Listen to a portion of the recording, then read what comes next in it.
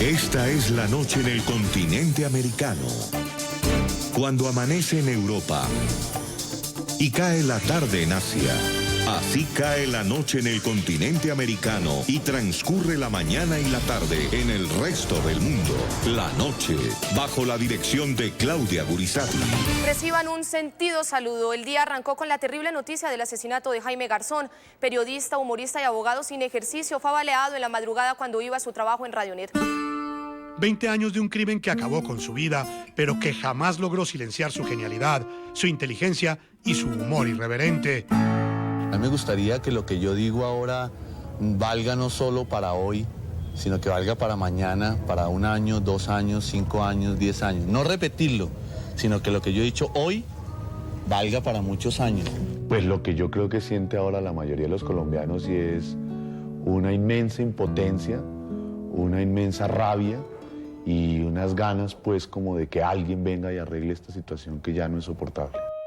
Es la primera vez en la historia, yo creo que del país, que a alguien le pagan por ser imprudente en público, ¿no? Por decir lo que sabe y por decirlo como lo supo. ¡Ay, ole, mijita! ¡Ay! Sus parodias cargadas de sátira y crítica al poder político quedaron para siempre en la memoria de millones de colombianos que aún lo recuerdan y ríen con cada uno de sus inmortales personajes. No, es que ustedes tienen que entender que es el tiempo de la gente. ¿Cuántas canecas lleva al día? Ahorita 6. 6. ¿Y de esas cuántas vende? 8. No, 10, es como... ¿10? Vemos, señores televidentes, cómo la inflación no solo se da a nivel de precios, sino a nivel de la leche. El señor partió con 6 canecas de leche esta mañana y ha vendido 10. Cuestión de liquidez. Sí, pero es que, con su perdón, doctor, pero este país se escandaliza porque uno dice jueputa en televisión, pero no se escandaliza cuando hay niños limpiando vidrios y pidiendo limón. Eso sí no, eso es folclore. Quiero morirme de manera singular, quiero un adiós de carnaval, quiero tu voz negra canela escuchar, con su frescura natural sincera. 20 años sin Jaime Garzón. Que se quite de ahí.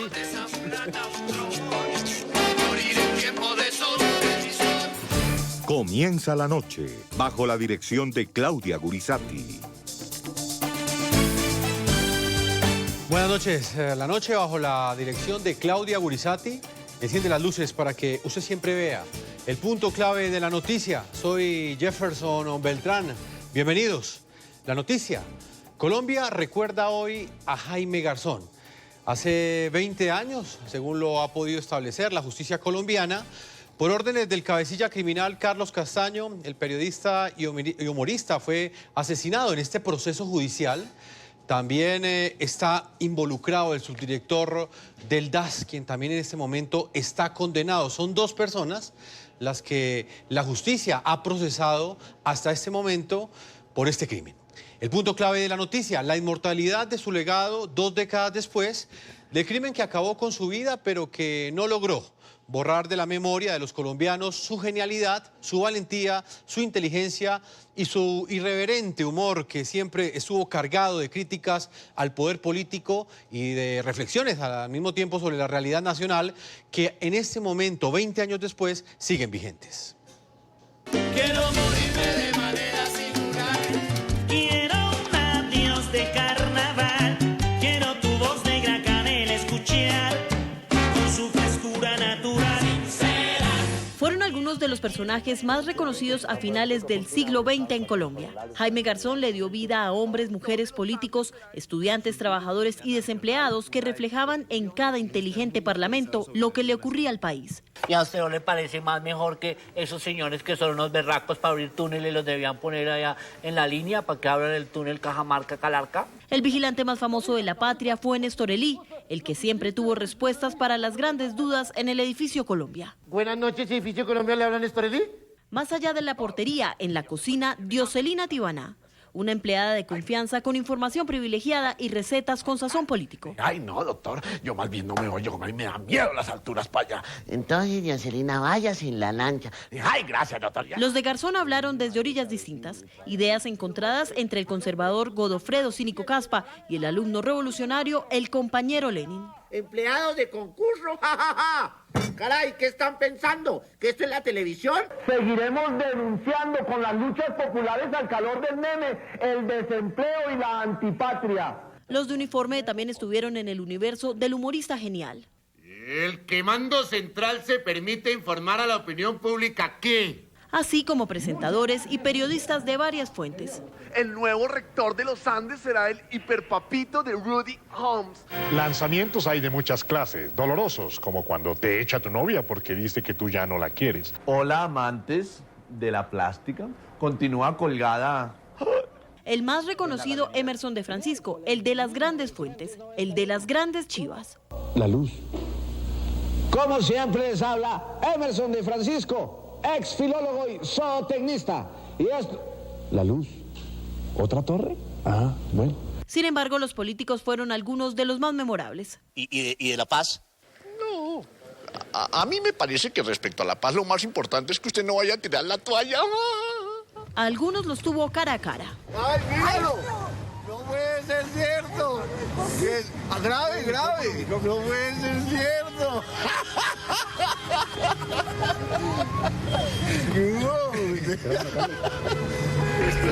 Estamos mirando pedagógicamente bien que sea posible este hueco, cuya dimensión es... Estamos mirando pedagógicamente este hueco que es el mismo que dejó el alcalde anterior. Es decir, es una Bogotá coqueta, abandonada a su suerte porque alguien la sedujo y la dejó abandonada. Otros le ayudaron a formar sus personajes, como ocurrió con Álvaro Gómez Hurtado. Lástima que me hayan quitado esa embajada. Ojalá San Pedro me la devuelva, pero muy bueno. Incluso él me corrigió algunos detalles de vocalización, del movimiento de las manos, de un hombro caído. Y con el entonces presidente Ernesto Samper. Tal como están las cosas, me siento así como de medio lado. A veces no sabía si yo estaba representando a Garzón o Garzón me estaba representando a mí. Y con otros más, la imitación trascendió a la amistad. Y yo me quito esa piedra, que Pastada se quite el bigote y que Samper que se quite de ahí. Al final estábamos pensando hacer un programa que se llamaba El Burladero. Nos hacíamos tratar de un burladero de ojos de toros para burlarnos de la gente. Eso sí, el presidente es optimista. Debe ser por lo que acaba de llegar de un viaje y no le han contado lo que pasa en el país. Pero fue un humilde el que puso en el banquillo a muy reconocidos del país. Yo soy ilustrador, embolador don Miguel Baroni, que las embola todas. Heriberto de la Calle, el ilustrador que brilló por su clara apreciación de los que tuvo al frente. Yo creo que el más mejor, el personaje, el más mejor, el más rápido es el doctor Honoracio Serpa. Los pobres están conmigo y la clase media. Bueno, pues que los pobres como no opinamos. ¿Cómo que no? Es que ustedes precisamente van a llegar al poder conmigo. ¡Ay, no, tan lindos! Sin filtro con presidentes y expresidentes con quienes incluso compartió labores del poder. ¿Y a usted no le da miedo que esta campaña también se le derrumbe como el relleno de Doña Juana y como el puente de la 93? Oiga, el único que se cayó en mi campaña, en mi alcaldía, ¿sabe quién fue? ¿Quién? El alcalde menor de Sumapaz. El único que me tocó destituir a mí, oiga. No. Eso me causó el peor daño en la alcaldía, no. Era de las imitaciones más difíciles, porque Jaime tenía unas imitaciones perfectas. El puente se cayó, el relleno se derrumbó y me toca restituir a Garzón al cargo de alcalde menor por orden del Consejo de Estado. Y con hermosas mujeres que lo tuvieron a sus pies. Está bien. Esta cueca es más refinada, ¿no? Todo el país en su cabeza, el mismo que 2 décadas después extraña las grandes verdades que siempre dijo con directo humor, las verdades que solo sus personajes se atrevieron a decir. Si la canela te pregona un danzón, el cielo te abre el portón, qué sabor. Canela, canela, como cañinera, regada en fragancia de rosa rosón. Los invitamos a que participen de este programa La Noche a través de las cuentas de Twitter, opinando con la etiqueta numeral Garzón Vive, numeral Garzón Vive. Hoy hemos invitado amigos personales de Jaime Garzón, nos estarán acompañando a lo largo del programa. También estará más adelante con nosotros Pedro Vaca, quien es el presidente ejecutivo, director ejecutivo de la Fundación para la Libertad de Prensa, analizando las implicaciones que tuvo ese crimen que fue ejecutado en Colombia hace 20 años y que hoy todavía lo lloran los colombianos. Señor Antonio Navarro, líder político colombiano, ex senador, pero hoy lo hemos invitado como amigo personal de Jaime Garzón. Bienvenido al programa La Noche. Hola, mucho gusto saludarlo, Jefferson, ¿cómo está? Y a todos los televidentes. ¿Cuántos años de amistad? Unos 4 años, los últimos 4 años de la vida de Jaime.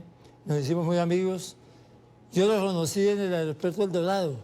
Yo ya lo conocía, pero digamos, un día estaba yo como alcalde de Pasto, devolviéndome para Pasto un viernes. Y me lo encontré ahí en el Dorado. Y me dijo, ¿por qué no se queda esta noche? Va a mi casa, yo hago unas tertulias los viernes y comemos espagueti. Y entonces yo dije, pues sí, yo mañana no tengo que trabajar. Aplacé mi vuelo hasta el otro día y me fui a la casa de Jaime Garzón. Y ahí empezó una amistad que se volvió muy estrecha con el paso de los años que siguieron. Cuando ya me vine de Pasto y me presenté a la Cámara de Representantes por Bogotá como candidato, tenía que vivir en Bogotá. Y entonces Jaime me consiguió, me dijo, en el edificio donde vive la Tuti, la compañera de él, en el 5º piso, en el 6º, está el apartamento desocupado. Así que yo alquilé ese apartamento y me fui a vivir al 6º piso. De manera que quedamos Jaime Garzón en el 5º y yo en el 6º en la Magdalena. Y nos veíamos todos los días. Y nos hicimos ahí muy llaves, la verdad. Siempre se ha hablado, señor Antonio Navarro, de esas cenas, de esas comidas, de esas tertulias que él organizaba y a las cuales asistían personas muy poderosas y de diferentes vertientes políticas. Contémosle a nuestros televidentes cómo eran esas veladas. Eran en la Magdalena, en el apartamento de la Tuti. De la esposa. ¿Ah? ¿De quién era la esposa? Sí, era su compañera. Yo no sé si estarían casados o no, pero era la pareja, digamos, de Jaime. Y ahí se reunía, Jaime invitaba a gente y se reunía. Yo ahí estuve el embajador de Estados Unidos, estuvieron generales del ejército, estuvo ahí un político de alto nivel, ministros. Uno que siempre no fallaba casi nunca era Enrique Santos Calderón, por ejemplo, en ese momento era director del Tiempo o columnista del Tiempo, no sé si director en ese momento. Y ahí se hablaba de los temas y ponía a hablar de gente de derecha con gente de izquierda. Y bueno, Jaime Castro con sus, digamos, competidores.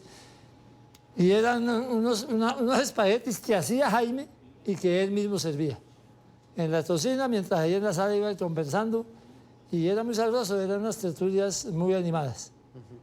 Pues señor Antonio Navarro, hasta ahora nos acompaña en Villavicencio, Colombia. También quisimos entrar en el entorno familiar de Jaime Garzón. Nos acompaña Inés Másmela Ortiz, quien fue el primer amor de ese periodista y también fue la profesora.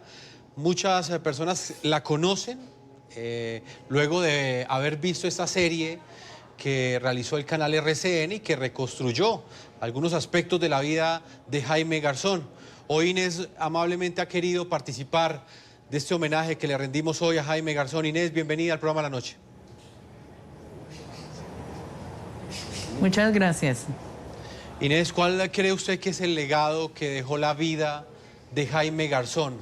Hoy los colombianos sienten tristeza al recordar ese macabro episodio de la historia reciente de Colombia que tuvo lugar hace 20 años cuando él fue asesinado, pero al mismo tiempo, cuando lo recordamos y cuando hacemos estos especiales, en el rostro de los televidentes hay una sonrisa. ¿Cuál cree usted que ese es el legado que dejó Jaime Garzón? Por una parte, como él fue un libre pensador, ese legado también le quedó a todas las personas que lo conocieron, directa o indirectamente. El decir la verdad sin tapujos, sin ponerle máscaras ni nada que ocultara el pensamiento libre de cada una de las personas. Y por otro lado, el humor sano y muy irreverente que siempre tuvo, muy creativo. Inés, ¿usted qué cree que le faltó por hacer a él? Esos hombres que le dispararon, ese sicario que acabó con su vida el 13 de agosto de 1999, ¿qué cegó para Colombia? ¿Él qué objetivos tenía para el resto de su vida? Yo creo que acabaron con la voz del pueblo, con la voz de las personas que toda la vida quisimos decir algo, pero nuestra cobardía no nos lo permitió hacer. Jaime era la voz de todos nosotros. Entonces eso fue lo que apagaron. Por eso andamos todavía como andamos. Incluso, Inés, hay quienes dicen que parte de sus reflexiones sobre la realidad nacional continúan más vigentes que nunca 20 años después.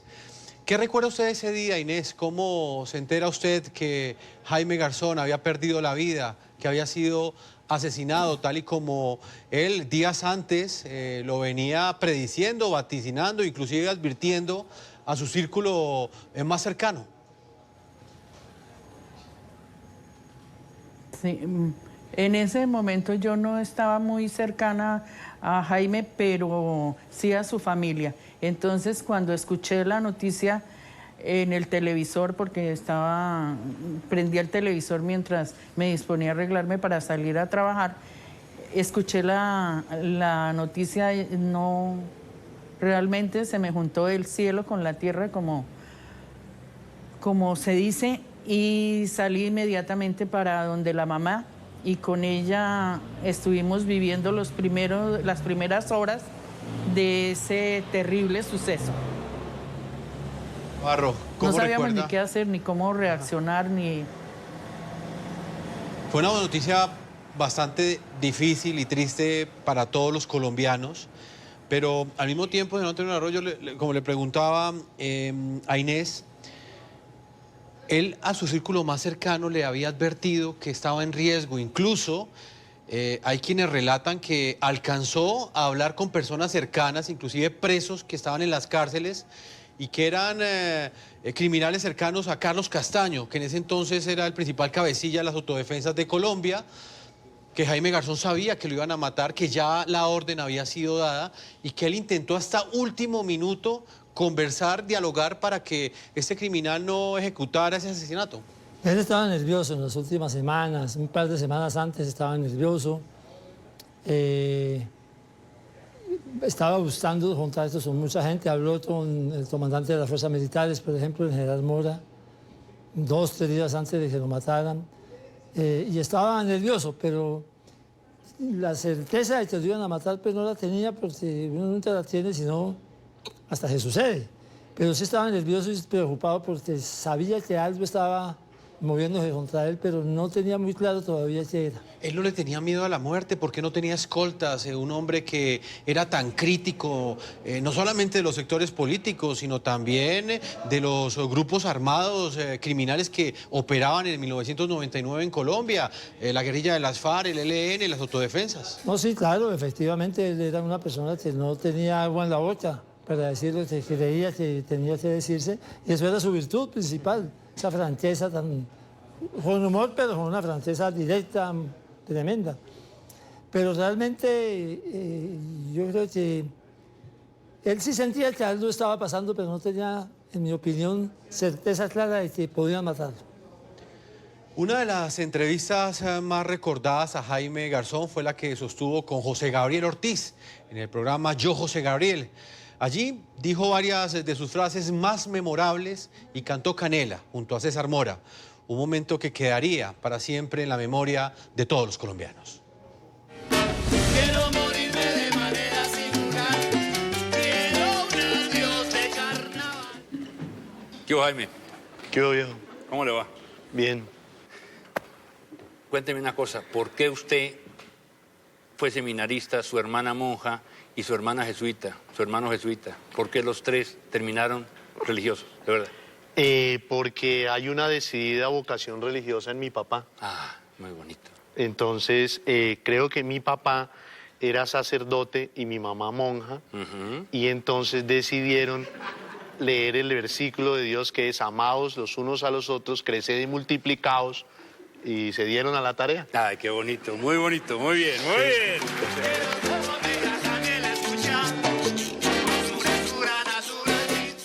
Usted se casó con la Tuti, ella tenía 3 hijos, cuentan que usted fue o es muy buen padre de esos 3 hijos.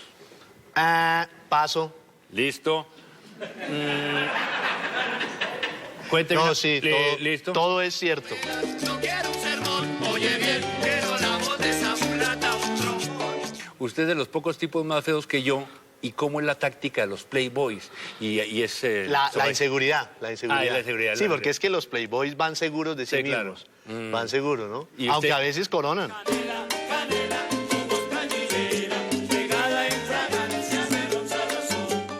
¿Por qué lo echó Pastrana de la alcaldía de Sumapaz? Pero cuéntelo. Por desconocimiento del secretario de gobierno, hoy secretario general de la presidencia, de la alcaldía de Sumapaz. Sí. Él mandó preguntar, por ejemplo, ¿Quién? Sirvas, el secretario de gobierno en ese tiempo. ¿Qué era quién? Hoy secretario general de la presidencia. ¿Que se llama cómo? Se llama este tipo. Juan Hernández Celis. Ese, creo que es Doctor ese. Juan Hernández Celis. ¿Cómo no? Secretario. Dejó constancia, ¿no? Y no conocía, entonces decía, por ejemplo, sírvase notificar a este despacho los parqueaderos autorizados en su zona. Entonces me tocaba escribir, sírvase aclarar a este despacho si es para caprino, equino, vacuno o porcino. Porque allá no hay parqueaderos para carros, sino para animales. Y lo de las casas de lenocinio. Otro es, sírvase notificar a este despacho las casas de lenocinio autorizadas en su zona. Sí. ¿Este qué horario tiene? Este tiene horario de 3 de la mañana a 5 de la mañana. Perfecto, se puede decir. Entonces yo le respondí, lamentablemente aquí solo están las putas FARC.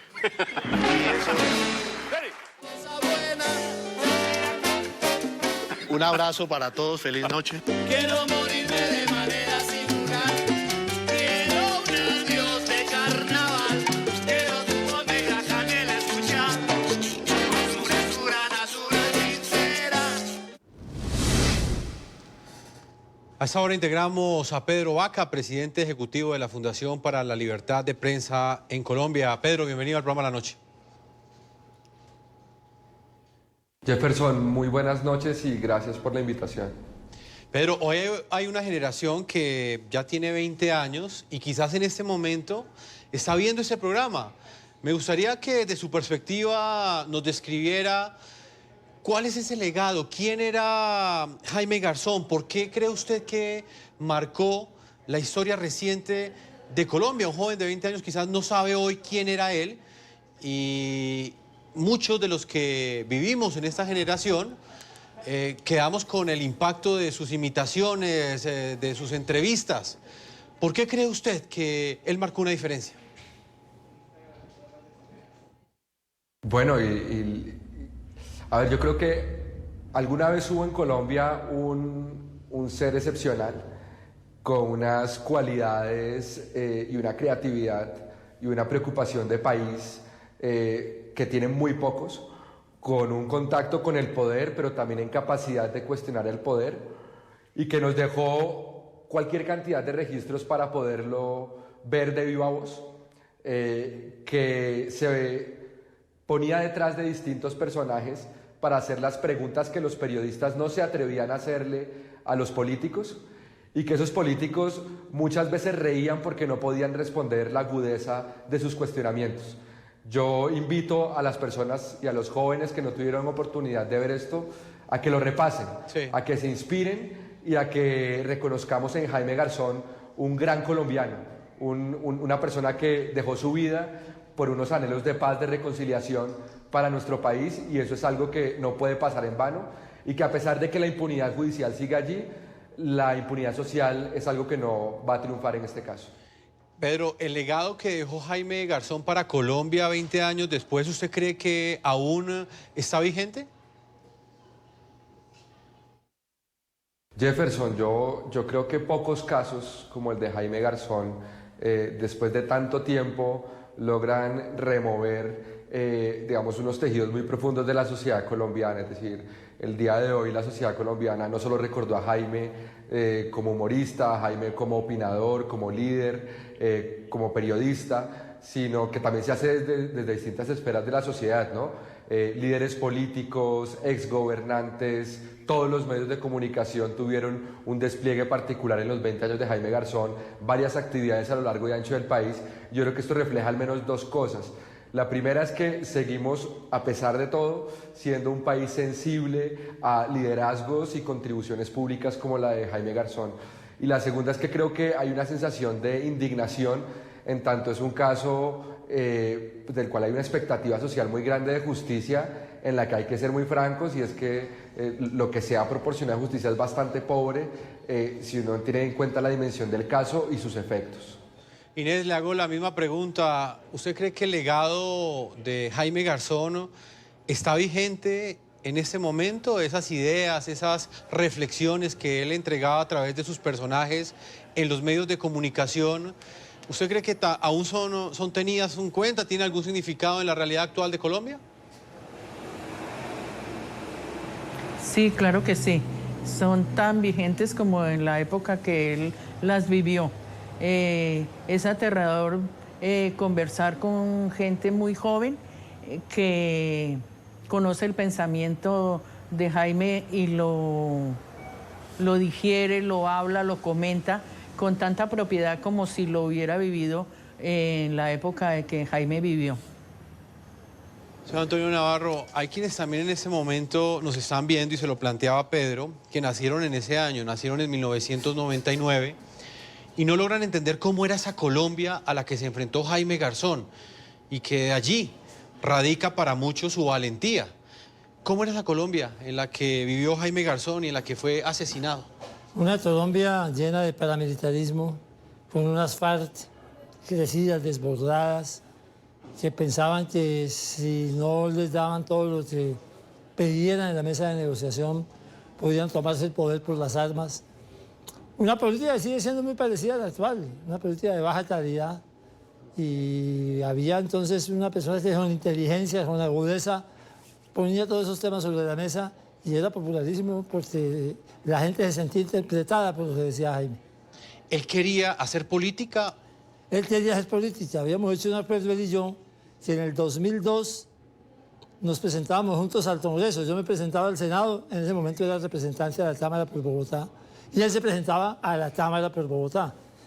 Y a mí me preguntaron estos días, ¿usted qué hubiera hecho Garzón en el futuro? ¿Usted hubiera ocupado? Por lo menos, estoy seguro, yo hubiera sido alcalde de Bogotá, si no algo más importante aún. Pues estamos reconstruyendo lo que fue la vida de Jaime Garzón, hoy en momentos en que se cumplen 20 años de este homicidio, que para algunos sectores continúa en la impunidad. Son dos procesos los que han llegado a su final, uno de ellos contra el cabecilla de las autodefensas, Carlos Castaño, quien fue condenado como reo ausente por este crimen, y el segundo de ellos también fue condenado José Miguel Narváez, subdirector del DAS, quien en este momento está pagando una sentencia, una pena de prisión de 26 años por este crimen. Hay quienes consideran que todos los responsables aún no han sido juzgados. Sobre este punto en particular hablaremos cuando regresemos.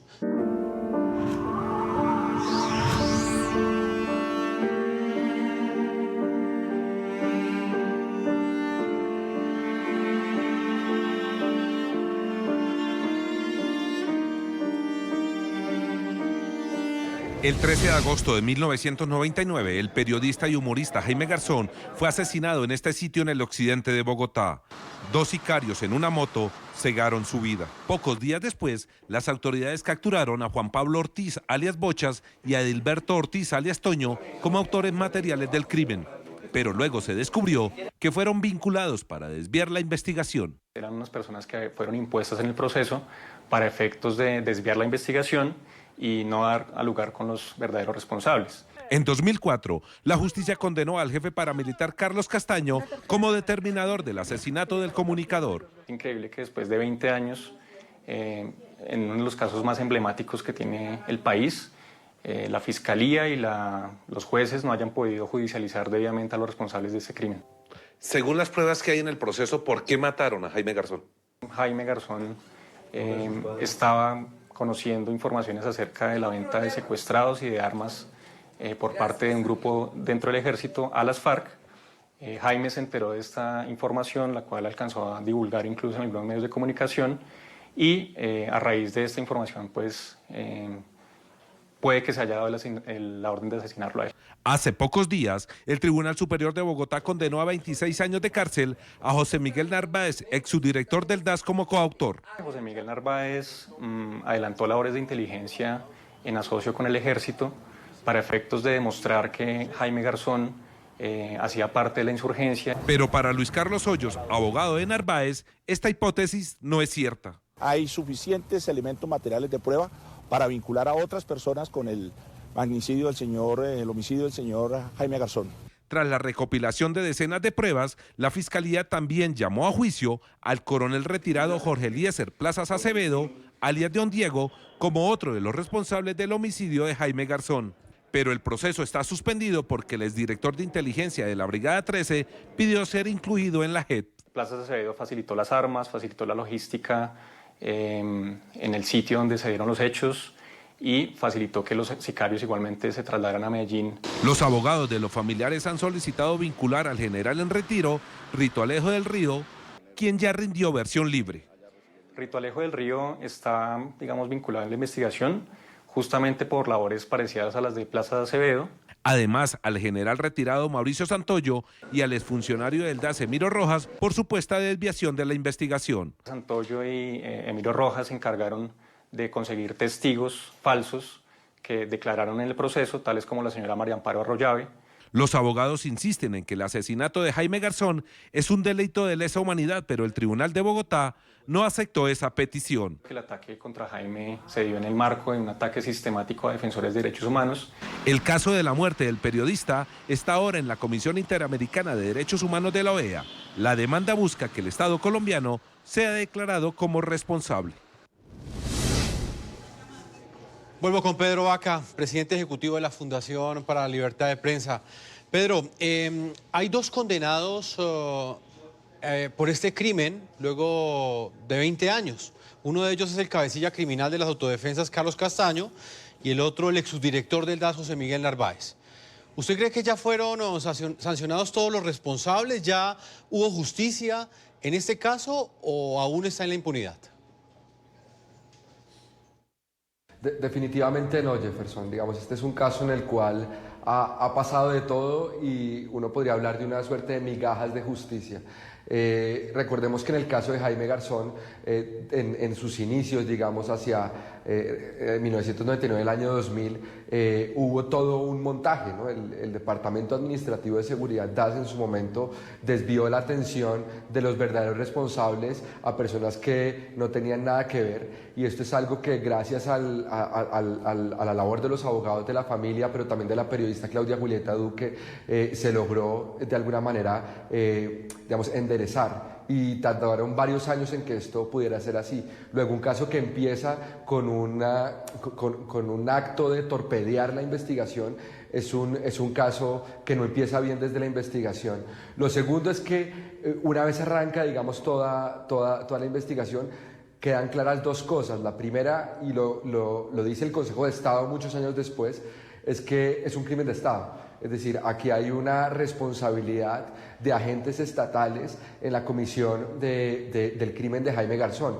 Y esto es algo doblemente grave, digamos, es grave que maten a un periodista, pero es doblemente grave que esto se haga con el concurso, con la complicidad de actores estatales.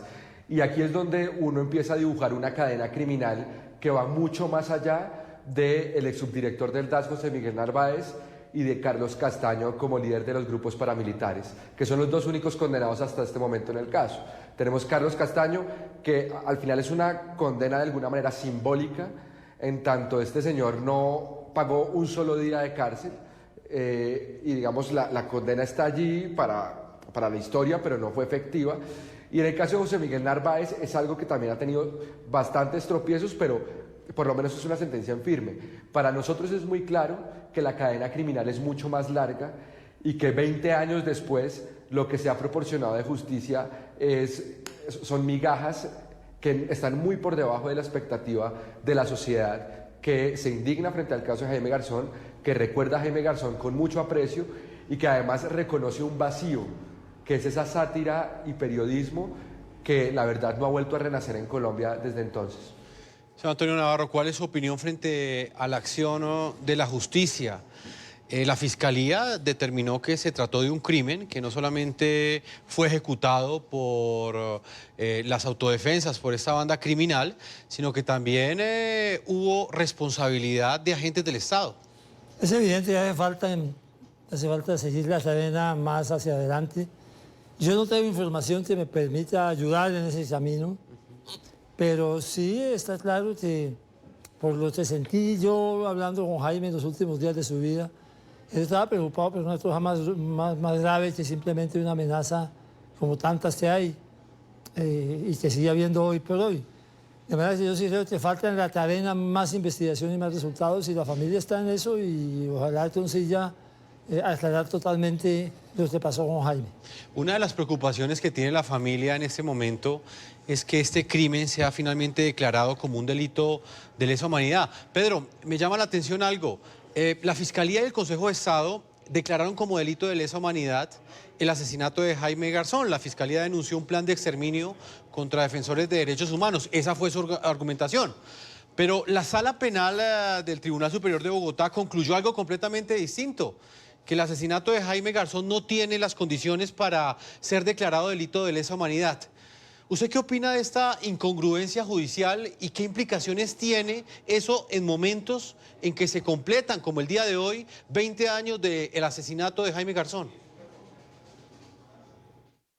Jefferson, uno espera de una justicia que sea efectiva, que sea pronta y que sancione a todos los responsables. Y este caso lo que nos demuestra es que la justicia ha sido excesivamente lenta, ¿sí? Pero que además ha sido incoherente en sus planteamientos. Es decir, lo que usted dice es cierto. De un lado está el Consejo de Estado declarando el caso como un crimen de lesa humanidad, está la Fiscalía que considera que es un crimen de lesa humanidad, pero de repente una segunda instancia el Tribunal Superior de Bogotá, contradiciendo lo que dice la Corte Suprema de Justicia al respecto, contradiciendo planteamientos y sentencias de la Corte Interamericana de Derechos Humanos, decide que no aplicaría el crimen de lesa humanidad. Y esto cuando opera a los 20 años tiene un efecto jurídico perverso.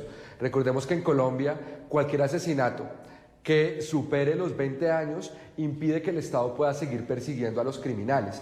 Luego, a mí no me parece para nada azaroso, de hecho me parece una coincidencia riesgosa en términos de la investigación que se tenga esta discusión sobre el crimen de lesa humanidad que se consideraba zanjada hasta hace algunos meses y que esto además pueda tener un efecto práctico en que esos otros actores, esos otros sujetos de la cadena criminal sobre los cuales la justicia aún no ha puesto la mano, queden en la completa impunidad. Este es el efecto práctico que tiene esta decisión, porque yo creo que está demostrado que el crimen de Jaime Garzón hace parte de un plan sistemático y generalizado que tiene que ver con las violaciones a derechos humanos en finales de los 90 y principios de los años 2000 en Colombia. Vuelvo con Inés Másmela, nos está acompañando desde la ciudad de Villavicencio, en Colombia. Inés, ahí usted escucha el panorama que muestra lo que ha hecho la justicia en Colombia para que este crimen no quede en la impunidad. En ese contexto quiero hacerle una pregunta. ¿Usted cree que valió la pena que Jaime Garzón, pese a los riesgos que corría, hubiese asumido esa posición 20 años después? ¿Qué reflexión a usted le queda?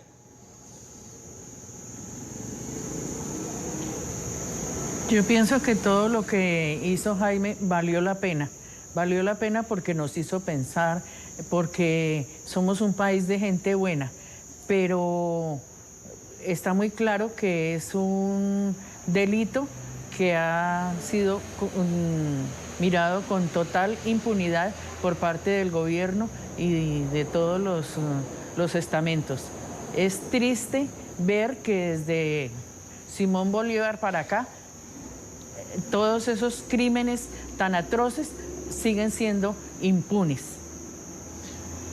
Doctor Navarro, frente a ese punto en particular... que no fue en vano el trabajo. Sí, frente a ese punto en particular, doctor Navarro, hay quienes consideran que si este crimen no es catalogado como delito de lesa humanidad, va a quedar en la impunidad y que únicamente quedarán condenados estos dos personajes que acabo de nombrar, el cabecilla criminal Carlos Castaño y el exdirector del DAS, pero que los responsables reales y materiales pues aún no han sido condenados. Yo sí creo, a mí me parece que no entiendo por qué el Tribunal Superior de Bogotá declaró que no es crimen de lesa humanidad de Jaime Garzón. Hay sistematicidad, en la serie de épocas había sistematicidad en la muerte de opositores políticos, en el asesinato de personas que estaban de alguna manera cuestionando el establecimiento, de manera que yo sí creo que hay razones suficientes para que haya sistematicidad y haya declaración de delito de lesa humanidad y por lo tanto que puedan continuar las investigaciones y se pueda saber la verdad. Probablemente cuando se sepa la verdad ya los culpables a lo mejor están muertos, pero hay que saber la verdad. Pedro Vaca, hay otra arista que queremos ya analizar en la parte final de este programa de la noche y es la faceta como periodista de Jaime Garzón. ¿Qué implicaciones o qué efectos cree usted que tuvo para la libertad de prensa y la libertad de expresión en Colombia el asesinato de Jaime? Jefferson, yo creo que aquí se combinan, de un lado, una genialidad excepcional. Es decir, yo creo que tanto para las personas que tuvimos la oportunidad de ver el trabajo periodístico de Jaime, cómo mezclaba el humor, digamos, lo agudo, pero también popular y al mismo tiempo contundente de sus preguntas, es excepcional. Y creo que es difícil que todos esos talentos estén en una única persona. Y ahí hay parte, digamos, de la explicación a la pregunta. Lo segundo es, yo estoy convencido que Colombia es un país que ha tenido la violencia, el conflicto como reglas y la pérdida de Jaime Garzón yo creo que sí deja una cicatriz.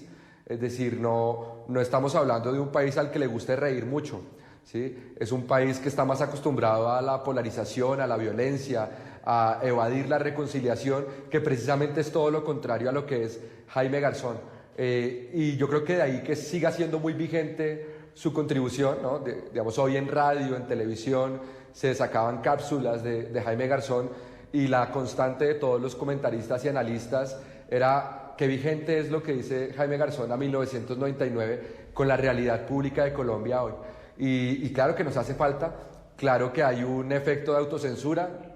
Muchos caricaturistas, personas que acuden a la sátira, aquí hemos hablado en sus cámaras del caso de Daniel Samper, de Matador, son personas que también les toca la puerta el miedo y la amenaza cuando entran a cuestionar algunos poderes. Y creo que el desparpajo honesto de Jaime Garzón es algo que lamentablemente no hemos vuelto a ver y que yo confío en que pueda sembrarse esa semilla e inspirarse nuevos formatos periodísticos que involucren la sátira y el cuestionamiento al poder, evidentemente.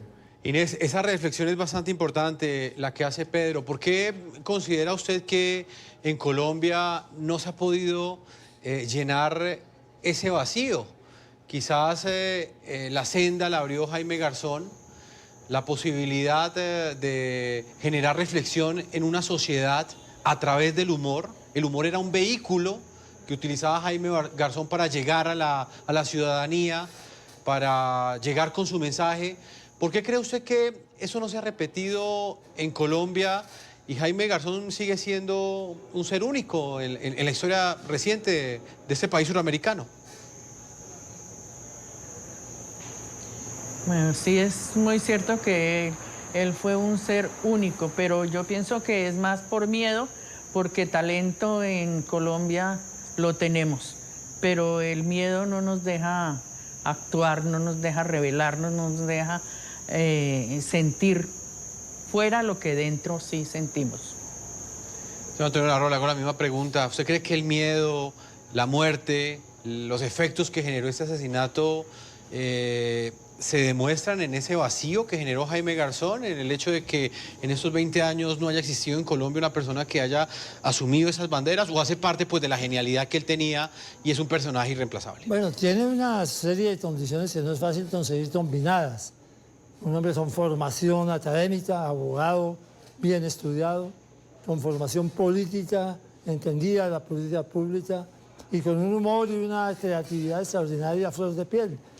No es fácil encontrar todo eso combinado, pero además de eso, con espacio en televisión, que no es fácil de conseguir tampoco.